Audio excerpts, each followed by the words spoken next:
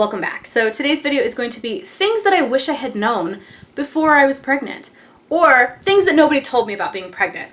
Disclaimer, I'm still pregnant. I'm in my 3rd trimester and I am not wishing that I'm not pregnant, okay?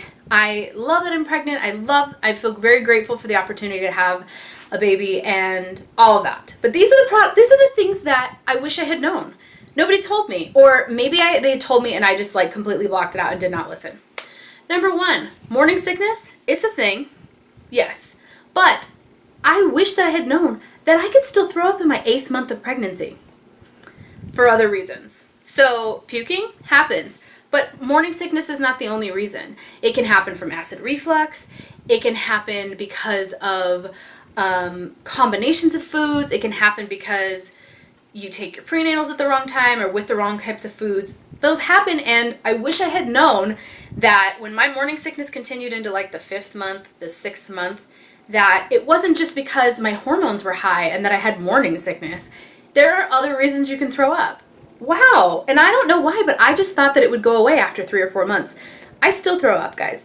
I threw up twice this week and I'm in my, last month of pregnancy. So just wanted to put that out there. You can still throw up. All right, another thing that I wish I had known, or I knew, but like I just never really cared, I guess, was that you can't take like hardly any medicine when you're pregnant.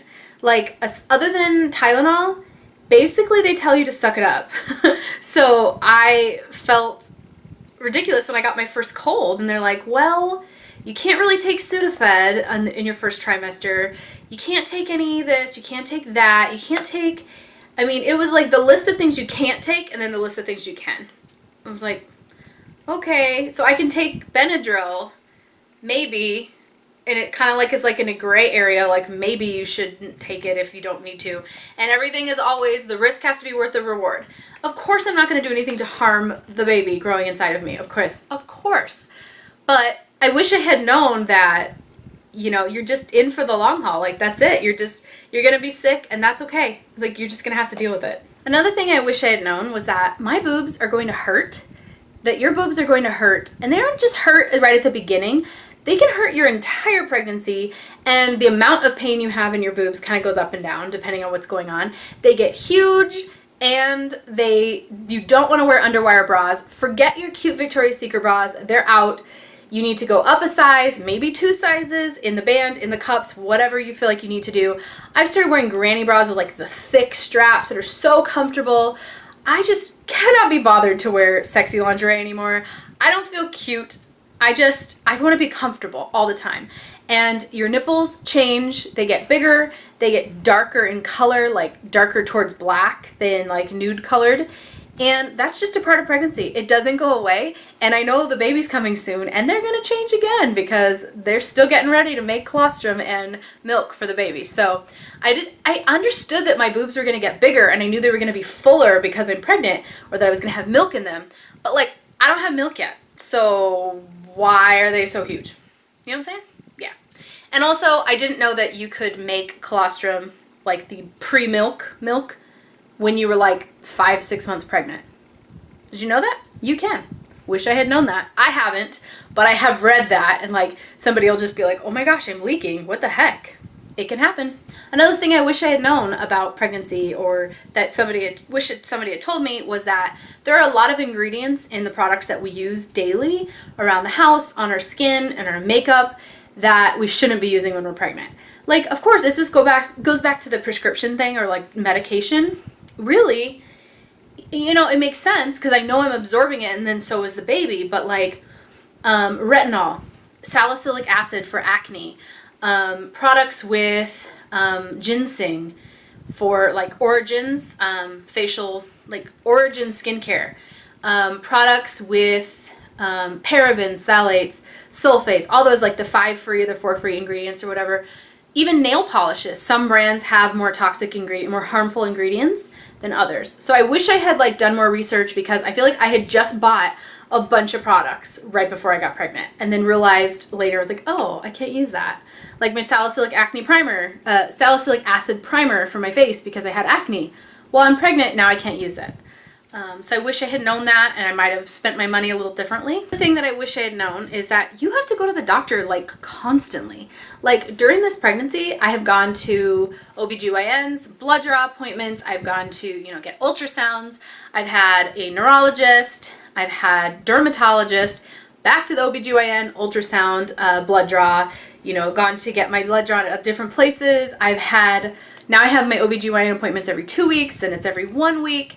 And if you don't have a good time off program at work, or like a flexible schedule, or a nearby doctor where you can just like take off an hour, go to your appointment and come back, you're gonna be really annoyed by the end of this pregnancy, because I feel like I'm constantly trying to sneak away to go to the doctor.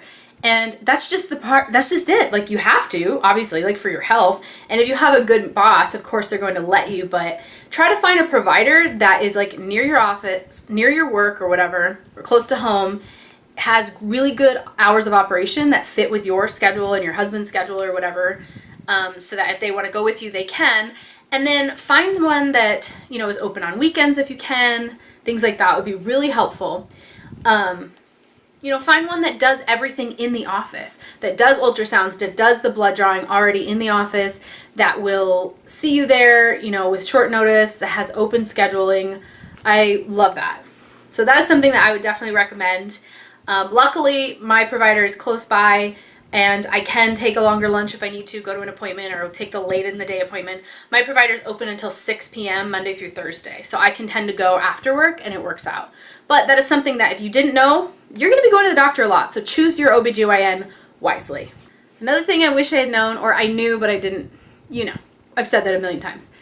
You're going to swell. Your whole body's going to get bigger. You're going to get larger. But I didn't really change a whole lot until the 3rd trimester. I mean, my belly grew, maybe my boobs grew or whatever, but I was still able to wear pretty much everything.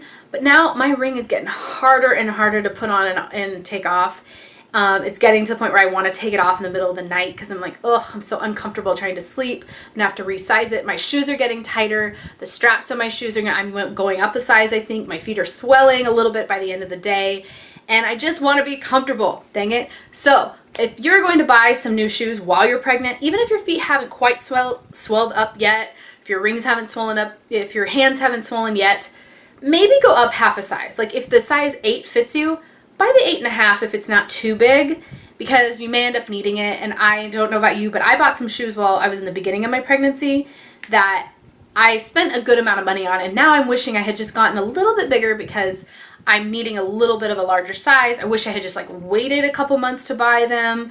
If you're going to buy cheap shoes, where you can just afford to replace them all the time, that's fine. But if you're going to spend money, big amount of money, and buy a $100 pair of shoes, you want to be able to wear them after pregnancy or, at the end of your pregnancy. So I wish I had known that and thought about it ahead of time, because now I'm feeling the stressor. Now, I am an open book. You guys know this. I tell the world on YouTube, lots of things about my body, about my pregnancy, about my personal life, whatever. I'm pretty open. But I didn't realize that when you get pregnant, everybody thinks it's, cool to ask you everything. So when did you conceive? You're like, I told you my due date. Can't you just, kind of do the math on your own? Do I need to tell you the whole story? Really? Okay. So when a man loves a woman, you know what I mean? Wow. Or they'll just start touching you. They'll touch your belly. They'll be like, so have you felt it? Do you know the gender? What's the name? It's I haven't even told some people that I'm really close to the name yet. You think I'm going to tell you. Why do you think you're I don't know. So I wish I had known. I kind of had a feeling that people, touch pregnant people's bellies, but I didn't realize it was going to be so much. So those, I don't really mind. I'm an extrovert. I'm very friendly and open, and I do this, on YouTube all the time, so it doesn't bother me. But if you're a person that's very private, maybe keep your pregnancy to yourself for a little while, because once you tell people, they are going to ask you everything about it. So I hope you guys enjoyed watching this video. Let me know down below if you have any things that you wish you had known before you got pregnant, or that you didn't know before you got pregnant. And don't forget to subscribe if you haven't already. I'll talk to you guys later. Bye.